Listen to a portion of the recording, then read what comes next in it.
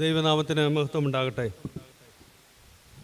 ഇന്ന് ഓഗസ്റ്റ് 5, 2025 മാർത്തോമാ സഭയുടെ ചരിത്രത്തിലെ വളരെ പ്രധാനപ്പെട്ട ദിവസമായി ഞാൻ കരുതുന്നു.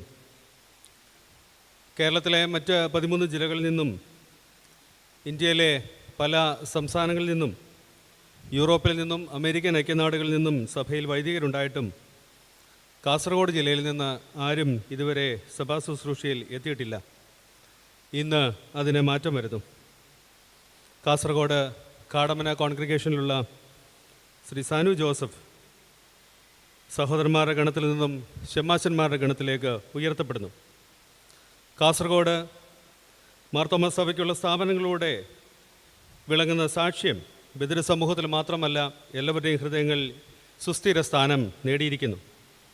45 വർഷങ്ങളായി പ്രവർത്തിക്കുന്ന ബദിര വിദ്യാലയം അതിൻ്റെ അനുബന്ധ സ്ഥാപനങ്ങളും 23 വർഷമായി കേരള ഹെൽത്ത് യൂണിവേഴ്സിറ്റിയിലെ അനുഗ്രഹീത സ്ഥാപനമായിരിക്കുന്ന മാർത്തോമാ കോളേജ് ഫോർ സ്പെഷ്യൽ എഡ്യൂക്കേഷനും സഭയുടെ SS ഉയർത്തി ദീപസ്തംഭങ്ങളായി നിൽക്കുന്നു. അവിടെ നിന്നും ഒരാൾ സഭയുടെ ശുശ്രൂഷയിൽ എത്തപ്പെടുന്നത് ഏറ്റവും അനുഗ്രഹകരമായിരിക്കുന്ന കാര്യം. കുന്നംകുളം മലബാർ ഭദ്രാസനത്തിലെ ചുങ്കത്തറ സെൻറ്ററിൽ നിന്നും ധാരാളം വൈദികർ, പ്രഗത്ഭരായ വൈദികർ സഭയിലുണ്ടെങ്കിലും ചളിക്കൽ ഇമ്മാനുവൽ ഇടവകയിൽ നിന്നും ആദ്യമായി സജു വർഗീസും ഷെമ്മാശന്മാരുടെ ഗണത്തിലേക്ക് എത്തപ്പെടുന്നു. അതും ആ ഇടവയ്ക്കും അഭിമാനിക്കാവുന്ന കാര്യം. ഈ അസുലഭ നിമിഷത്തിൽ ഇവർക്ക് വേണ്ടി പ്രാർത്ഥിപ്പാനായിട്ട് ദൈവം നമ്മെ സഹായിക്കുന്നു. സാനുവിൻ്റെ മാർഗദർശിയും എൻ്റെ നല്ല സ്നേഹിതനുമായ പ്രിൻസ് കോരാച്ചൻ്റെ ശാരീരിക സാന്നിധ്യം ഇവിടെ ഇല്ലാത്തത് നമ്മെ ഇവരെയും വേദനിപ്പിക്കുന്നു.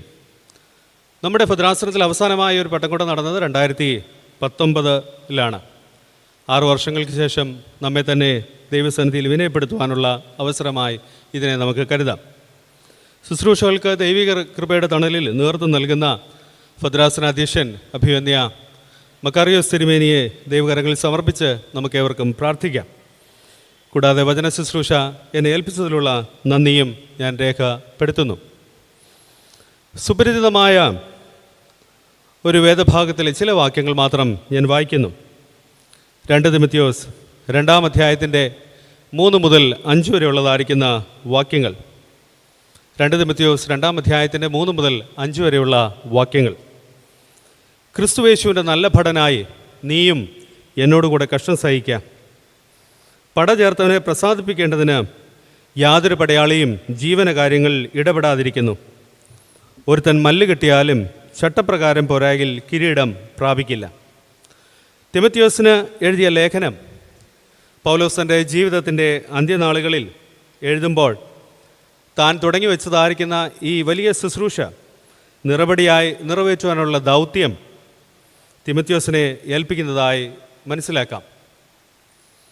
ഇടയ ലേഖനങ്ങളുടെ സാരാംശം തന്നെ ശുശ്രൂഷകൻ്റെ പ്രവൃത്തി വിശ്വസ്തയോടുകൂടി ചെയ്യുക, പഥ്യോപദേശം മുറുകെ പിടിക്കുക, ഭക്തിവിരുദ്ധമായിരിക്കുന്ന കാര്യങ്ങളിൽ നിന്ന് ഒഴിഞ്ഞു മാറുക, സുവിശേഷത്തിനായി കഷ്ടം സഹിക്കുക, സത്യവചനത്തെ യഥാർത്ഥമായി പ്രസംഗിക്കുക എന്നിവകളാണ്.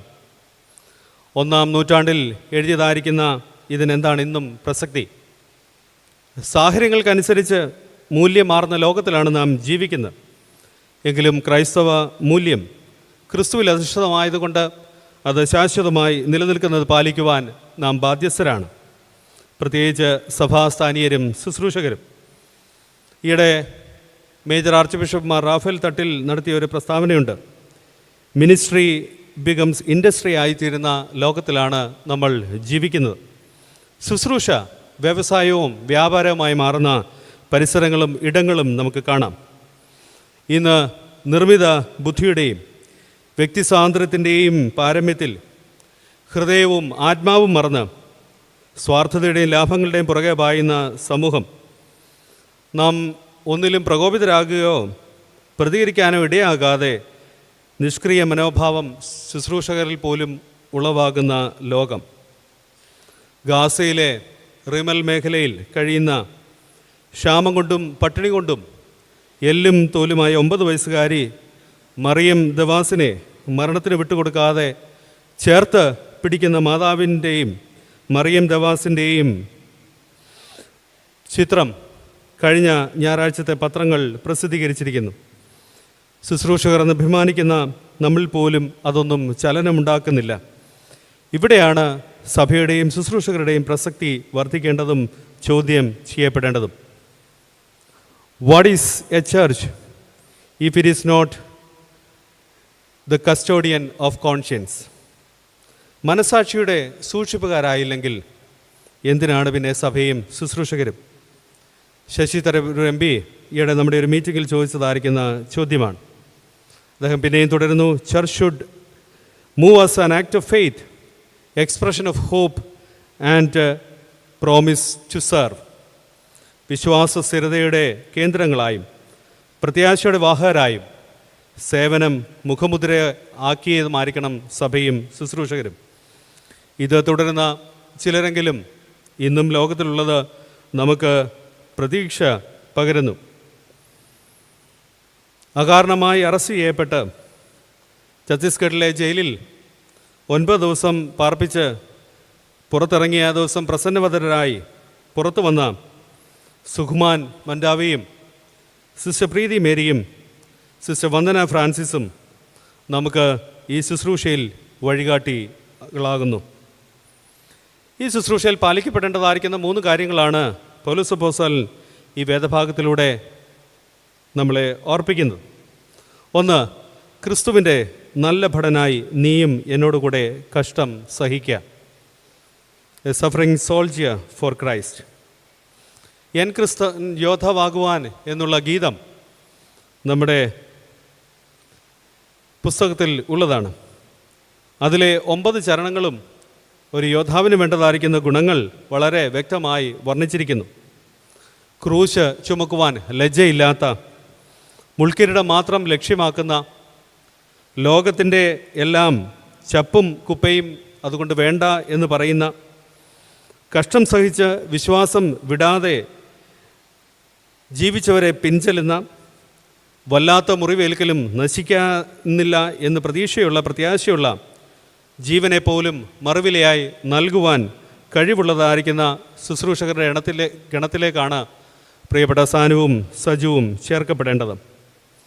ഇന്ന് സുരക്ഷിതത്വവും ആഡംബരവുമൊക്കെ നമ്മുടെ താല്പര്യങ്ങളാകുന്ന ശുശ്രൂഷയുടെ ഇടങ്ങൾ നമ്മൾ തന്നെ നിർവചിക്കുന്ന ലോകത്താണ് നമ്മൾ ജീവിക്കുന്നത്. ഭടൻ ജീവനെ പോലും ത്യജിക്കുവാൻ സന്നദ്ധനായിരിക്കണം എന്ന് പൗലോസ് അപ്പോസ്തലൻ വീണ്ടും വീണ്ടും ഓർമ്മിപ്പിക്കുന്നു. Advocate P A Cyrus sir എൻ്റെ വളരെ ചെറുപ്പത്തിൽ, എനിക്ക് തോന്നുന്നു ഞാൻ 8ാം ക്ലാസ്സിൽ പഠിച്ചുകൊണ്ടിരിക്കുമ്പോൾ എൻ്റെ പള്ളിയിൽ വന്ന് പ്രസംഗിച്ച ഒരു പ്രസംഗത്തിൽ അദ്ദേഹം പറയുന്നു, മലേറിയയെ പ്രതിരോധിക്കുവാൻ ഡോക്ടർമാർ പറഞ്ഞതനുസരിച്ച് ദിവസവും ഒരു മുട്ട കഴിക്കുന്നത് മാത്രമാണ് ഞങ്ങളുടെ ആഡംബരം. ഗ്രാമവാസികളിൽ നിന്നും ഞങ്ങൾക്ക് ഉള്ള വ്യത്യസ്തത അതിൽ മാത്രമാണ്. അന്ന് അതിൻ്റെ അർത്ഥം മനസ്സിലാകുന്നില്ലെങ്കിലും ഇപ്പോൾ ഈ ശുശ്രൂഷ രംഗത്ത് അത് മനസ്സിലാക്കുന്നതിന് ഇടയായിട്ട് തീർന്നിരിക്കുന്നു. ശുശ്രൂഷയിൽ എപ്പോഴും സഹനത്തിൻ്റെ പാതയിലാണ് നാം നീങ്ങേണ്ടത് എന്നുള്ളത് പൗലോസ് അപ്പോസ്തലൻ നമ്മളെ ഓർമ്മിപ്പിക്കുന്നു. നമ്മെ അത് ധൈര്യപ്പെടുത്തുകയും മുൻപോട്ട് പോകാൻ പ്രേരിപ്പിക്കുകയും ചെയ്യണം. 1968 മെക്സിക്കോ ഒളിമ്പിക്സ് പലതുകൊണ്ടും ശ്രദ്ധേയമാണ്. അതിൽ അന്നത്തെ മാരത്തൺ മത്സരം കൂടുതൽ ശ്രദ്ധ ആകർഷിക്കപ്പെട്ടു. 42 കിലോമീറ്ററാണ് മാരത്തണിൽ ഓടേണ്ടത്. ടാൻസാനിയയെ പ്രതികരിച്ച് ജോൺ സ്റ്റീഫൻ അക്വാരി എന്ന് പറഞ്ഞിരിക്കുന്ന ആളാണിതിൽ പങ്കെടുത്തത്. 19 കിലോമീറ്റർ ഓടിക്കഴിഞ്ഞപ്പോൾ മറ്റൊരാളുമായി കൂട്ടിയിടിച്ച് റോഡിൽ വീണ് അദ്ദേഹത്തിൻ്റെ കാലിന് സാരമായ പരിക്കും തോളിനും ചില പരിക്കുകൾ ഒക്കെ ഉണ്ടായി. മെഡിക്കൽ ഹെൽപ്പൊക്കെ ലഭിച്ച ശേഷം വീണ്ടും കാലൊക്കെ വെച്ച് കെട്ടി അദ്ദേഹം വീണ്ടും ഓടുവാൻ തുടങ്ങി. വീണ്ടും 42 കിലോമീറ്റർ ഓടി തീർക്കേണ്ടതായിട്ട് ഉണ്ട്. എത്യോപ്യയുടെ മാമ വോൾഡിയാണ് 1ാം സമ്മാനം നേടിയത്. 2 മണിക്കൂർ 20 മിനിറ്റും 26 സെക്കൻഡും കൊണ്ടാണ് അദ്ദേഹം പൂർത്തിയാക്കിയത്. 18 പേർ ഈ മത്സരത്തിൽ നിന്ന് പിന്മാറി. എങ്കിലും വേദന സഹിച്ചുകൊണ്ട് ജോൺ സ്റ്റീഫൻ അക്വാരി തൻ്റെ ഓട്ടം തുടർന്നു. 57ാമത്തെ ആളായി 3 മണിക്കൂർ 25 മിനിറ്റ് 17 സെക്കൻഡ് കൊണ്ടാണ് അദ്ദേഹം മാരത്തൺ റേസ് പൂർത്തിയാക്കിയത്. അദ്ദേഹത്തോട് പത്രപ്രവർത്തകർ ചോദിച്ച ഒരു ചോദ്യമാണ്, എന്തിന് ഈ വേദനയോടുകൂടി ഇത് പൂർത്തീകരിച്ചു? പിന്മാറാൻ യാതൊരു പ്രയാസവുമില്ല. അദ്ദേഹം പറഞ്ഞ മറുപടി വളരെ ശ്രദ്ധേയമായിരിക്കുന്ന മറുപടിയാണ്. My country did not send me 5000 miles not to start the race, they send me to finish the race. ഈ ഓട്ടം തുടങ്ങുവാനല്ല, ഈ ഓട്ടം വേദനയോടുകൂടിയാണേലും അവസാനിപ്പിക്കുവാൻ വേണ്ടിയാണ് എൻ്റെ രാജ്യം 5000 മൈൽ ദൂരത്തു നിന്നും കഷ്ടപ്പെട്ട് എന്നെ ഇങ്ങോട്ട് അയച്ചത് ഞാൻ ചെയ്തേ മതിയാകുള്ളൂ.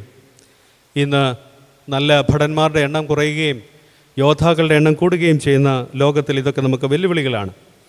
പ്രിയപ്പെട്ട സാജു, ഇന്ന് വളരെ സുഖപ്രദമായിരിക്കുന്ന ആശ്വാസപ്രദമായിരിക്കുന്ന ശുശ്രൂഷ തുടങ്ങുവാനല്ല, ദൈവം ആഗ്രഹിക്കുന്ന പോലെ ദൈവവും ലോകവും നൽകുന്ന എല്ലാ വേദനകളും കൈമുതലാക്കി ദൈവകൃപയുടെ തണലിൽ ശുശ്രൂഷ ചെയ്യുവാൻ നിങ്ങൾക്ക് ഇടയാകട്ടെ.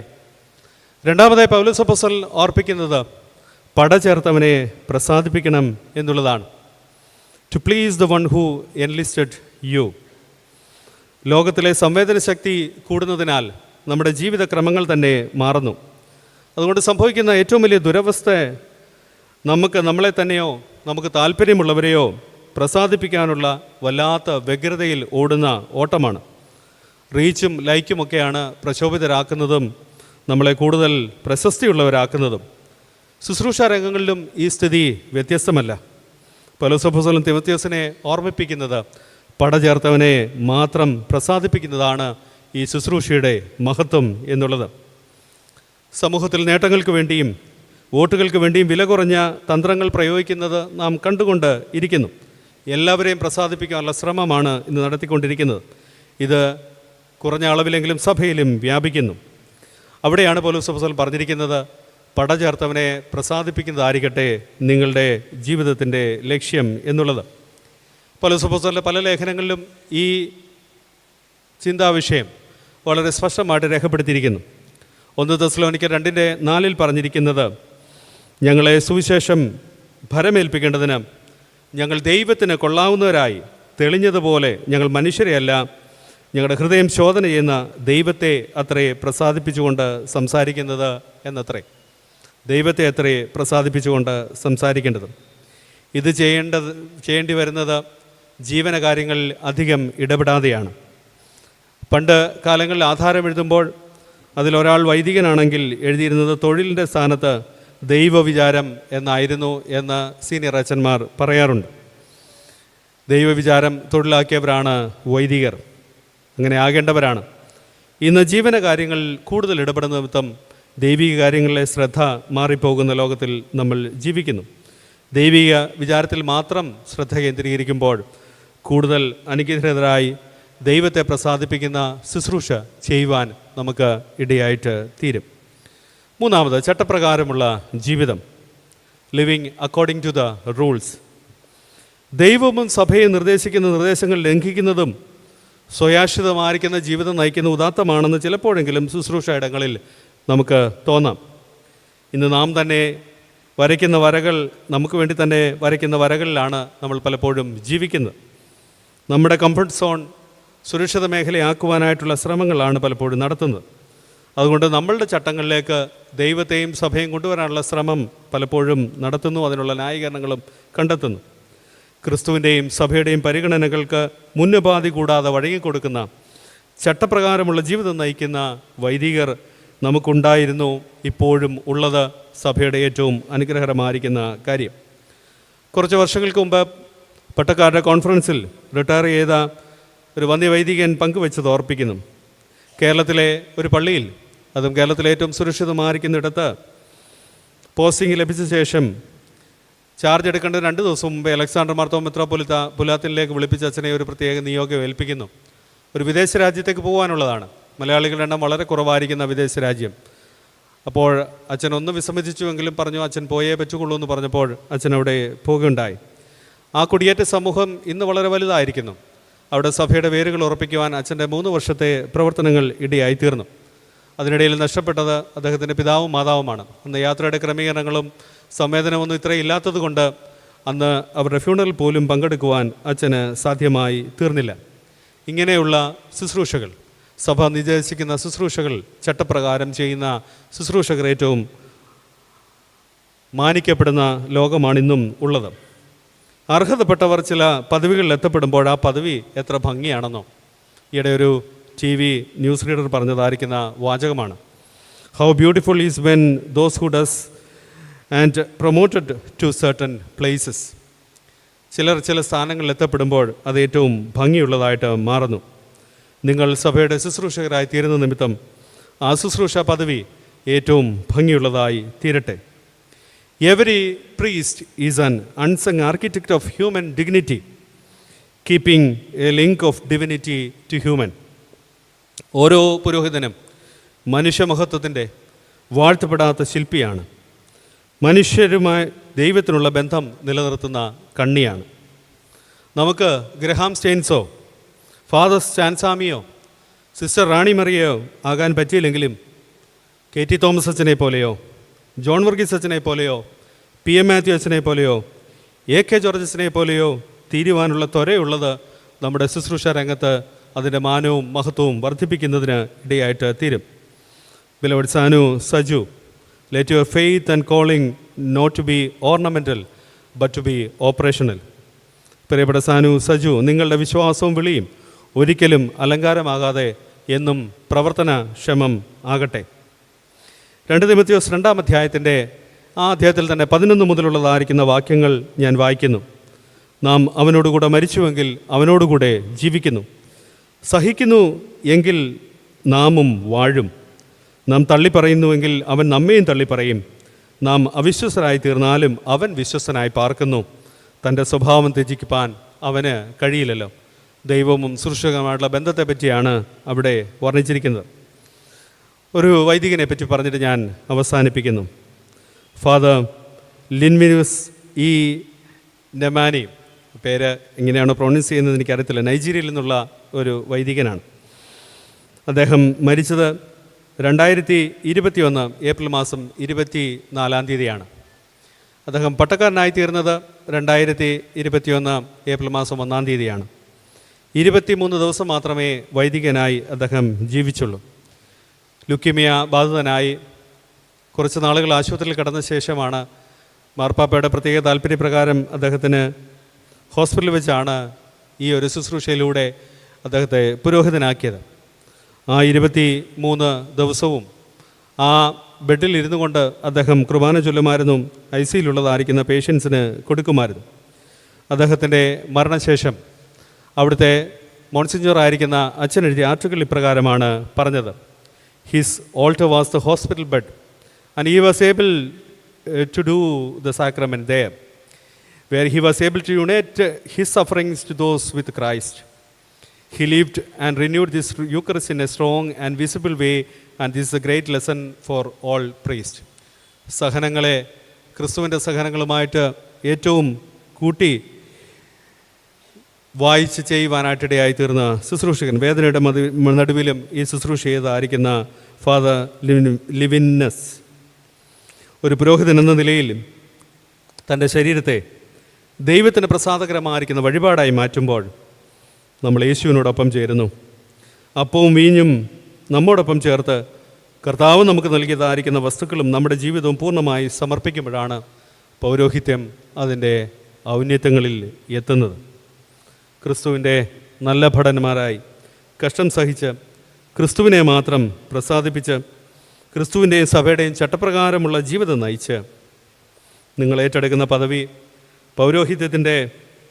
പൗരോഹിത്യത്തിന് കൂടുതൽ ഭംഗിയും മാധുര്യമുള്ളതായി മാറ്റുവാൻ സർവേശ്വരനായിരിക്കുന്ന ദൈവം നിങ്ങളെ സഹായിക്കട്ടെ. പ്രിയപ്പെട്ട സനുവിനെയും സജുവിനെയും സഹായിക്കട്ടെ എന്നുള്ള പ്രാർത്ഥനയോടുകൂടി ഞാൻ നിർത്തുന്നു. ദൈവം പ്രിയപ്പെട്ടവരെ സഹായിക്കട്ടെ. നമ്മുടെ പ്രാർത്ഥനകൾ അതിനായി അവരെ ബലപ്പെടുത്തുകയും ചെയ്യട്ടെ.